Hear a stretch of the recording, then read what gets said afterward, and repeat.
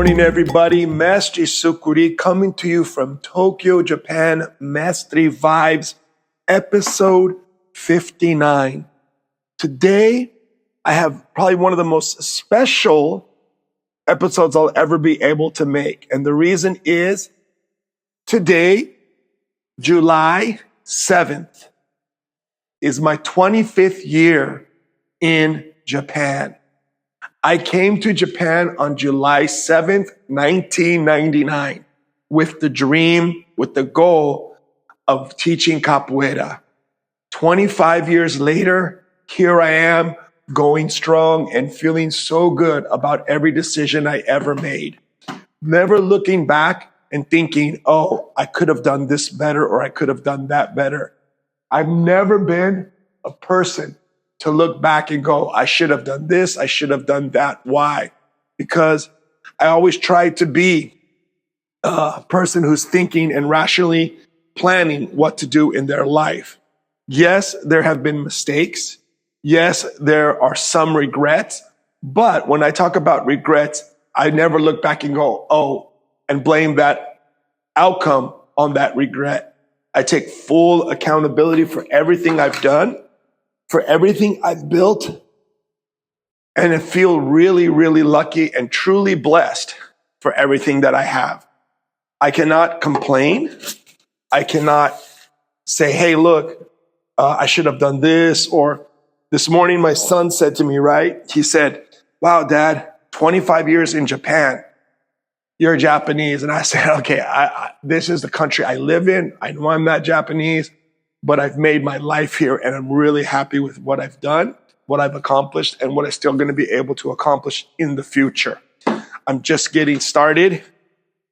And I want to share a couple of insights that I've had over the last couple of weeks. So if you guys have noticed, I didn't make a podcast over the last 2 weeks. And this is because I was so busy getting ready for my trip to America, but also getting ready for the kids' bachizado. And I want to talk a little bit about that because it's been surreal in a way. Up until this year, the bachizado was always the adults and the kids together. And I realized it's so exhausting because if I do the bachizado for the kids and the adults at the same time, I'm actually doing two events. For the kids, this weekend from yesterday, I planned more of what we call in Japanese a hapyokai, which is kind of like a kids or a school show. And what I did was the kids came in and I did a workshop reviewing. Okay, here it's going to get a little complicated because it might be a little bit all over the place. But so my goal was to have all the kids together. There was about 50 kids yesterday. And I went over the basic rules of the academia. I have a list that says, the 7 things not to make Mestre Sucuri upset. And let me tell you what those are. I have to get the list. So the first rule is Mestre Sucuri is not a babysitter. I do not babysit. And something for me that has helped me to grow my academy, and I really feel that it's been really helpful in growing what I do here, is that I tell the parents I'm not a babysitter. That if their kids come here, they're here to learn capoeira. So that helps me a lot from the get-go with any new parents and the kids. I make a distinction. I said, this isn't the playground. This isn't your preschool or your daycare. When you're here, it's a capoeira academia, and you're here to train capoeira. I know it sounds really strong, but I'm not trying to, beat it into the kids, but I do make it clear so they understand, because kids understand. After 20 years of this academia, 21 years coming up, I realized that the kids really are smart and they really know at 4 or 5 years old, they know what they can't touch, what they can touch, what they shouldn't do, and what they should do. There'll be lapses. They're testing their boundaries, but they know. So that number 1 rule is very important. Number 2 is they're responsible for their own, their own motivation. I teach them capoeira but I'm not here to be like a cheerleader for them or to do anything or to tell them, hey, you're fantastic for doing absolutely nothing. They get positive encouragement when they're doing, and when they're not doing, I tell them they're not doing. And this has created a really good stability for a lot of the kids, and a lot of the parents really, really like it. There's always a lot of love, but always very strict Academia of Capoeira feeling. And this is important because the parents are paying for a service, right? And the third rule, I tell the kids, if you don't have anything nice to say, don't say anything. And I really realized that I've been, pushing this a lot over the years. And now the kids, wow, man, my Capoeira kids, there's like 50, 60 kids, 70 actually. And then they're so comfortable with each other. Over the years, I've mentioned that like when a new student joins, I have to kind of go out of my way, talk to the parents and, try to sell the Capoeira, my Academia, this is what I'm doing, explain. I don't do that anymore. The Academia sells itself because the kids are fantastic. My Capoeira kids, they sell the Academia. They give such a good energy that when other people come in, they're very connected and very positive, and they want to try, and they're kind of like they're sucked into the really good energy of the Capoeira Academy. And there's so many good things. And finally, I tell the kids, don't touch what isn't yours. And that's really important because as an Academia, I have facons from Makurev Corsair I put everything as much as I can out of the reach of children. That's possibly dangerous. But still, kids will run and jump up against the wall and slip and hit their head. It's an Academia. It's not a rubber room, for a preschool. So the one thing that I've learned in running my Academia over the last 21 years to grow it to where it is that I teach as if I'm teaching to kids who want to become professional Capoeira teachers. That's the service I get. I will teach your kid to one day be a professional Capoeira teacher. Whether they do that or not is up to each person, but that's my goal in what I do. So that's my product that I'm selling to all the people who are involved in Capoeira in my academy. Whether you want to be a professional mestre or not, I will do my best to teach you how to get there.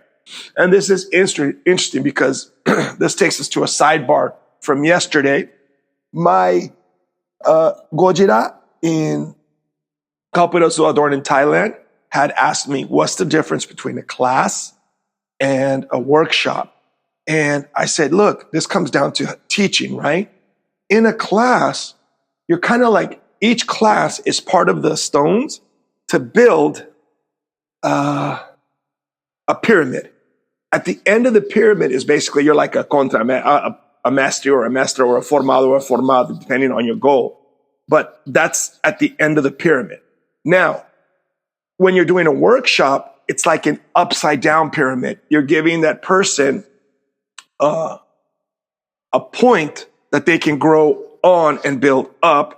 And at the end, the two pyramids are your in-class experience of capoeira and your out-of-class capoeira experience, like workshops, rodas, and all those things that contribute to your solid building of not a pyramid, but of a wall. And this is what you need to build when you're doing capoeira.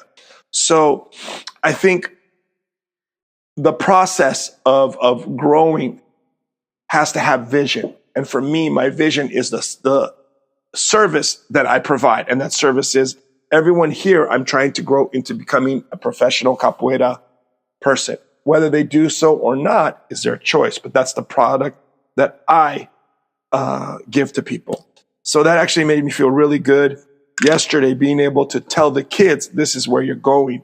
One of the best parts of the kids' workshop, I mean, I just can't complain, the kids are amazing, is every time I would say something like, okay, did Mestre teach you guys correctly? And I get a resounding yes. Is everyone responsible for their own training? Yes. Is Mestre a babysitter? No. And I was just so happy because the kids are just amazing. And their energy, it's just really heartfelt for me. And this takes us to something that I really wanted to talk about today, is because it's just amazing that 25 years later, if I have to reflect on my thinking now and 25 years ago, the biggest difference is when I came to Japan, I came with a very, very different mentality in how I want to lead as a capoeira mestre. When I first came to Japan, I had that, what we call the capoeira, image, go to a foreign country, you're going to become rich and famous so fast.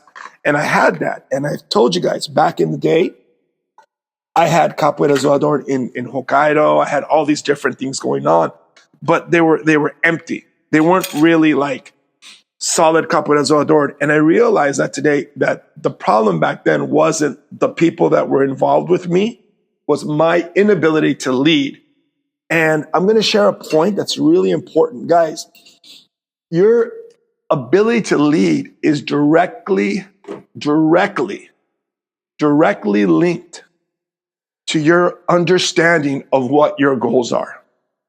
If you don't know what your goals are in capoeira or with your group, what you want to take forward, then you cannot lead, in my opinion. Why? Because you don't know where you're going. If you say, oh, I'm teaching classes. Okay, you're teaching classes. But where are you leading your group? What's the goal of your group? What's the goal of the capoeira you're teaching? Are you teaching them just to hang out? That's fine. You can choose. For example, I just want to teach so people can feel healthy and, just hang out and have social capoeira. That's fine. Or are you thinking, okay, I want to lead and I want to build a capoeira group. I want to build a community. I want to build a family. I want to build something that I can, derive income from. What is the goal of your capoeira group? And once you figure that out, you can all start to put the value on what you're doing. The biggest thing that I've ever seen in capoeira is that we run around and we overvalue ourselves without understanding how to value ourselves. People have a lot of catchphrases in capoeira, like you got to know your value, but nobody ever goes beyond that. Like, what does it mean to know your value? What is your value? How do you quantify that? How do you understand what your value is from the get-go? And I think a lot of people don't think about that. They just catchphrase it, right? Oh, this is I need to know my value. Okay, but what's your value? It's kind of like what I always talk about when people talk about, you want to be successful, and everyone says, yeah, I want to be successful. Okay, define what's your success. What do you mean by successful? What does success equal for you? And most of the time, people can't answer that. So we're going to be focusing a lot in the future, especially for me, is I know what I want to do, where I want to go, and at what level I want to be. I do never want to think that, I want to be like Mestre Bima, Mestre Pastia, because time, place, everything is so different. But I can be the best Mestre Sucuri I can be. If you're teaching capoeira, or if you're involved in capoeira, be the best you can be for yourself. If you're working a full-time job and you don't see yourself teaching capoeira, just being a part of the group, then be the best part of the group you can be. Be the best person you can be in that capoeira group. And this goes for anything. This goes for sports, yoga, anything. Be present in the moment. Be present in the moment, but also have an eye on where your role is and how it evolves and how you grow and how you do things in the group. And every day you'll be able to contribute more to the group, not only supporting it, be it financial or in events, but really also supporting it emotionally and psychologically and with a lot of good energy. As we always say in capoeira, bring a lot of good ashe. There's so many things you can add to your group that only come from your heart. And that's one thing that I really feel I've come to understand over the years.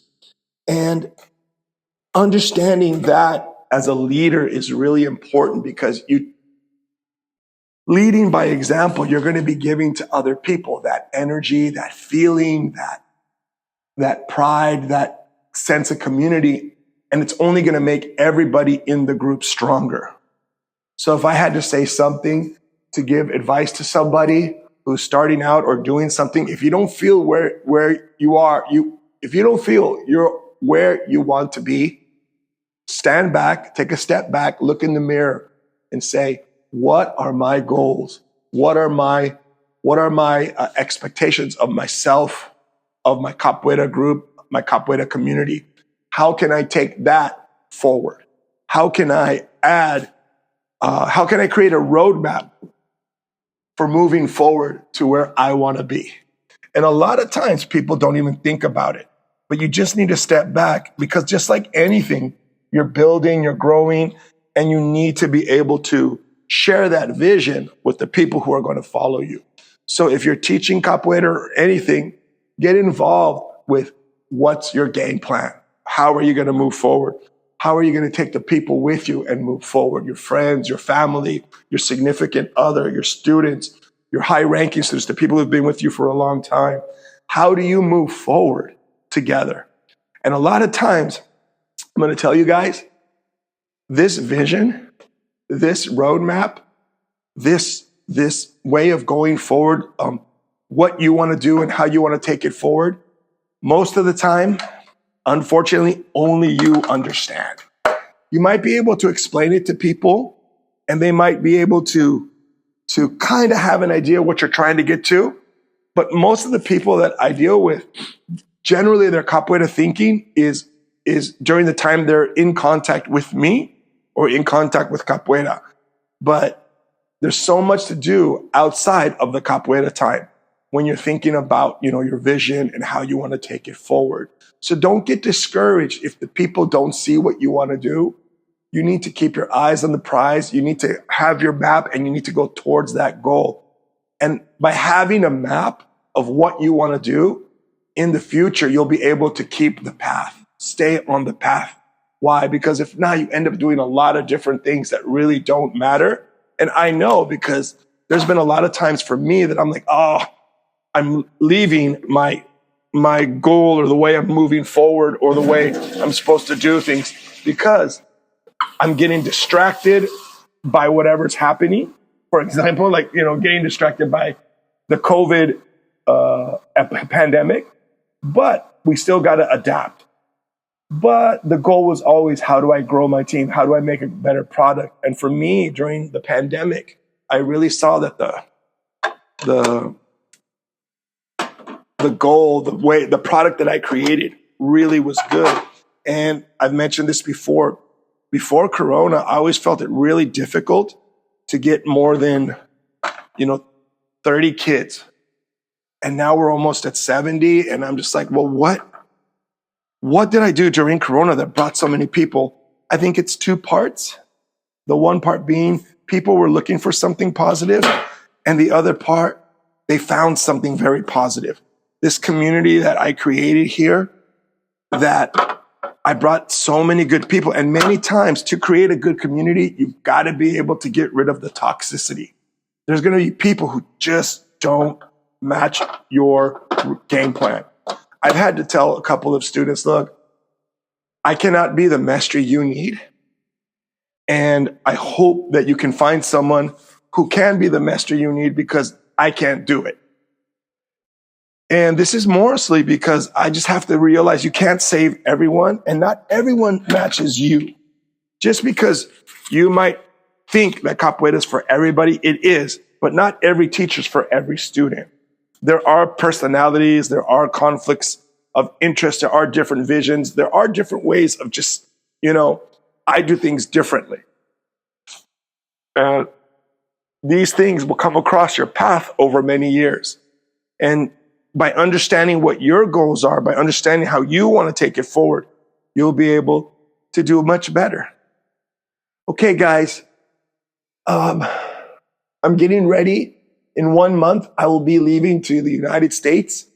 I will be in Sacramento first, then in Colorado Springs, Mestre Benchino. First, I'll be in Sacramento at Mestre Galego's Academia. Very dear friend. We met over, it's funny. I've made some really good friends over the internet that I've never met in person. And I'm really excited to see him and his lovely wife and family. So, and students. So I'll be there soon, bringing a lot of good energy. Then Colorado Springs with Mestre Benchino, then Mestre Berinjela in Denver. So if anyone is anywhere around there, and if you know any of these people and you want to come to the workshops or anything, let them know. Guys, as always, I want to say thank you so much to my Patreon supporters. This podcast, a lot of things I do. For example, when I leave here, I got to pay Mestre Linguiça, and I'm using a little bit of that. I used the money, and I did a lot of recording for this last week, and I'm editing a lot of music, and all that is supported by my Patreon people. So if you want to be involved and get a lot of the behind the scenes stuff, then join my Patreon community, Mestre Vibes. Everything helps. Everything I'm grateful for everything. Today, kids batizado, I realized, I'm going to finish on this one last note. I realized that we can no longer, well, for me, it's impossible to do a traditional batizado where each kid plays with a formado or formada or higher, because I separated it so that I can focus on the kids event. And then in September, I can focus on the adults event. But one thing that I really realized is that I cannot do, like when my first batizado, there was only like 5-10 people who got a cordón. And that's easy when there's a lot of mestres, profesores, formados, and higher. But now it's really difficult. 70 kids cannot sit around and go one by one. And space-wise, I just can't do 10 rodas at the same time. And it's just not fun for small children to be sitting around and just watching.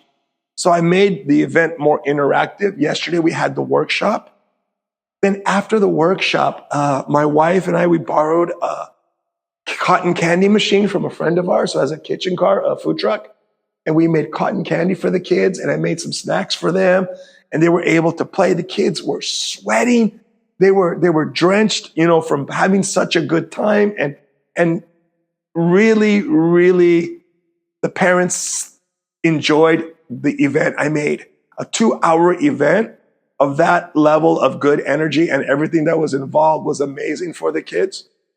And today, what I will do is I will do it more evolved style.